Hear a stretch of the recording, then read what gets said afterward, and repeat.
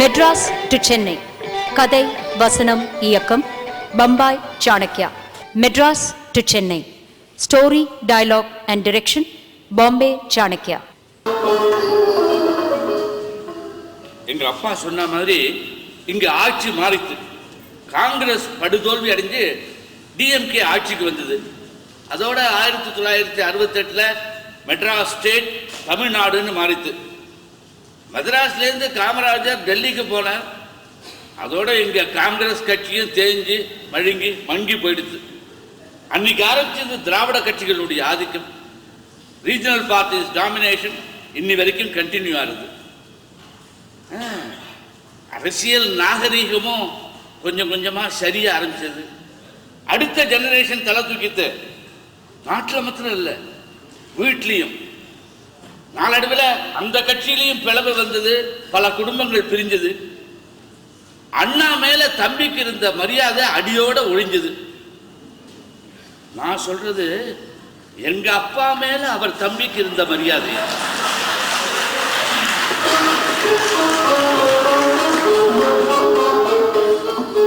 நீரஜா, அங்க ஓடி இருக்காதீங்கவா, வந்து நியூஸ் பேப்பர் படி. அது கடைசி பக்கம்டா, முதல் பக்கத்துக்கு திருப்பு படி. MGR expelled from DMK. சொல்லுமா. MGR expelled from DMK. expelledனா அது அப்பாக்கு தான் தெரியும். அப்பா, expelledனா expelledனா வெளியில தள்ளிட்டான்னு அர்த்தம். கரெக்ட், அதான் வெளியில தள்ளிட்டான்னு அர்த்தம். சரி, நீ மேல படி. He levels charges of corruption. He levels அப்புறம் and sees accounts of the source of fund. Neeraja, source of fund சொல்லிருக்கேனே, source of fund. and see. ரொம்ப கஷ்டமா இருக்கு. என்ன பொண்ணுகிட்ட எந்த இங்கிலீஷ் ஆக்கா?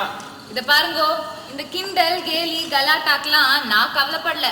நான் தீர்மானம் பண்ணிட்டேன், இங்கிலீஷ் மட்டும் இல்ல, ஹிந்தியும் கத்துக்க போறேன்னு. இந்த ஹிந்தி எதிர்ப்பு போராட்டம் நடந்தது ஒரு விதத்தை நல்லதுதான். இப்போ எனக்குள்ள ஒரு வெறி. எதை செய்யாதேன்னு சொல்றாலோ அதுதான் செய்யணும்னு தோணும். அதுதான் மனுஷ சபாவம்.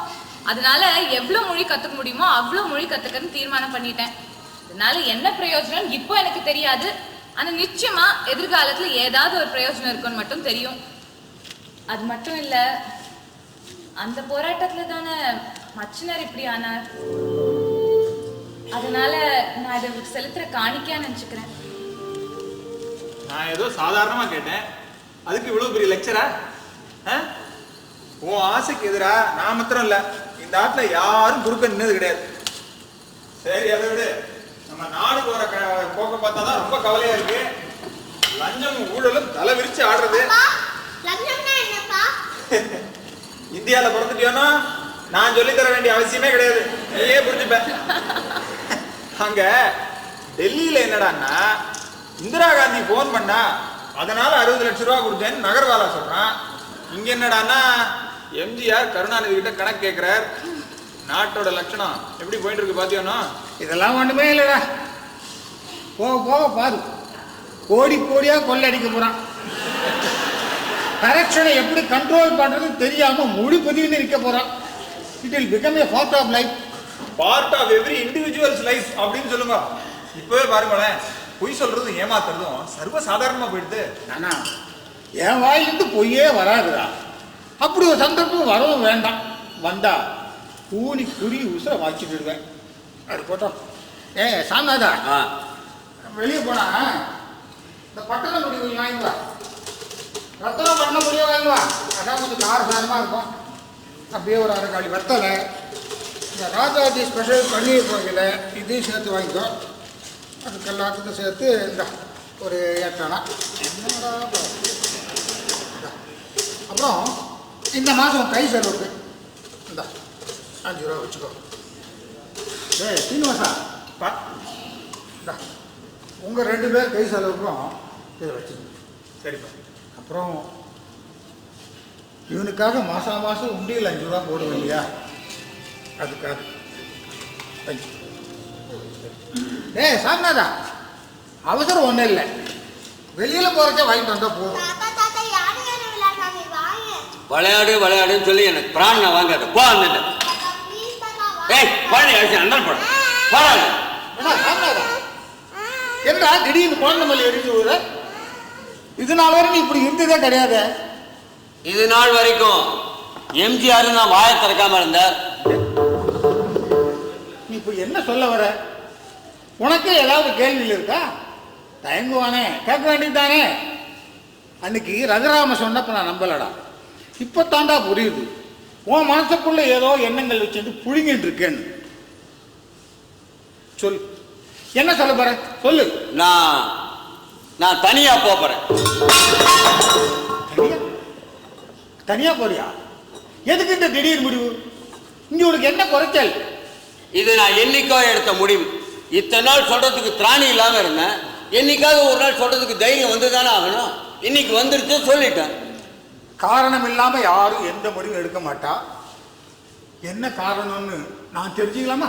என் சொந்த செலவுக்கு கூட உங்கையே தானே எதிர்பார்க்க வேண்டியதா இருக்கு.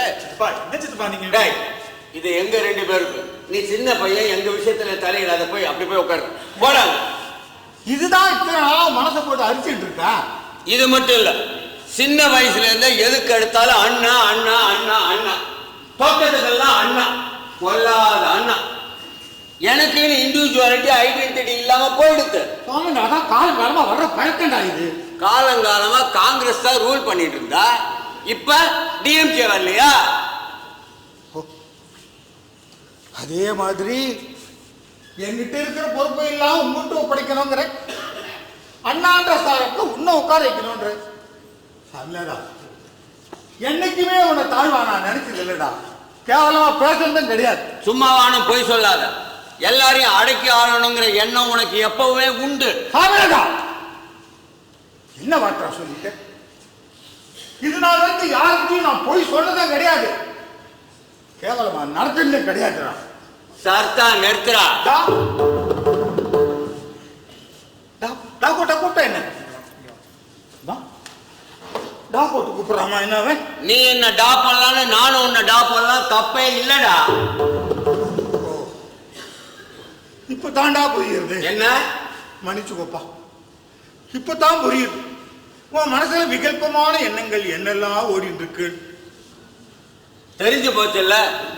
மேற்கொண்டு பேசுறதுக்கு என்ன இருக்கு? நான் தனியா சுதந்திரமா இருக்க போறேன். தனியா? அதுதான் முடிவுன்னா நான் உன்னை தடுக்க போறது இல்லை. இந்த கிழமையை நீ போறேன். இந்த சனமே போறேன். என் பங்கை நீ பிரிச்சு கொடுத்துரு. சித்தப்பா, என்ன சித்தப்பா தனியா போறேன்? அவனுக்கு சொன்னதுதான் உனக்கு. எங்க விஷயத்துல நீ தலையிட வேண்டாம். இவர் வேணா பேசாம ஒதுங்கி இருக்கலாம், ஆனா என்னால இருக்க முடியாது. நான் தலையிடுவேன் சித்தப்பா, உங்களால தடுக்க முடியாது. தெரியும், எல்லாம் இவன் கொடுக்கிற தைரியம். கோபரமா, நான் உனக்கு சின்ன மாமனார், அதை நீ மறந்துடாது. ஆனா அந்த ஒருவேளை உதாசீனப்படுத்திட்டு போறேன்னு கிளம்புறீங்களே. கல்யாணி, இதை பாருப்பா, பிக்சட் டெபாசிட்ல ஏதோ கொஞ்சம் பணம் போட்டு வச்சிருக்கேன். சேவிங்ஸ் அக்கௌண்ட்ல இருக்கிறது தொடச்சு கொடுத்துறேன். எந்த பேங்க்ல எவ்வளவு போட்டு வச்சிருக்கேன்னு எனக்கு என்னது தெரியும்? அந்த அளவு கூட என் மேல நம்பிக்கை இல்லைன்னா என்ன பண்ண முடியும் சொல்லு? உன்னோட 1.5 காசு எனக்கு வேண்டாம். வீட்டை 2ஆ பிரிச்சு. என்ன வார்த்தை சொல்லிட்டேன்? இனி எதை வேணாலும் கேளு, நான் குத்துறேன். இந்த வீட்டை மட்டும் பிரிக்கிறேன்னு சொல்லாதப்பா. இவாளுக்கு நான் வச்சிருக்கிறதே இந்த வீடு ஒண்ணுதான். நாட்டே பிரிச்சுட்டா இந்தியா பாகிஸ்தான். வீடு என்ன வீடு, பொல்லாத வீடு. எதோ ஒன்னாலும் பிரிச்சுக்கலாம், எதோ ஒன்னாலும் பங்கு போட்டலாங்கிற எண்ணம் வந்ததே அதனால தாண்டா. அந்த எண்ணம் இப்ப வீடு வரைக்கும் வந்துச்சு. ஆனா இந்த உடம்புல கடைசி மூச்சு இருக்கிற வரைக்கும் இந்த வீடு இப்படித்தான் இருக்கும். இது இடிக்கிறதோ பிரிக்கிறதோ நடக்காது. இந்த வெட்டி பேச்செல்லாம் கேட்கறதுக்கு நான் தயாரா இல்ல. அப்பா தப்பா நினைச்சுக்கலன்னா நான் ஒண்ணு சொல்லலாமா? இந்த ஆத்த விற்க வேண்டாம், இடிக்க வேண்டாம், பிரிக்கவும் வேண்டாம்ப்பா.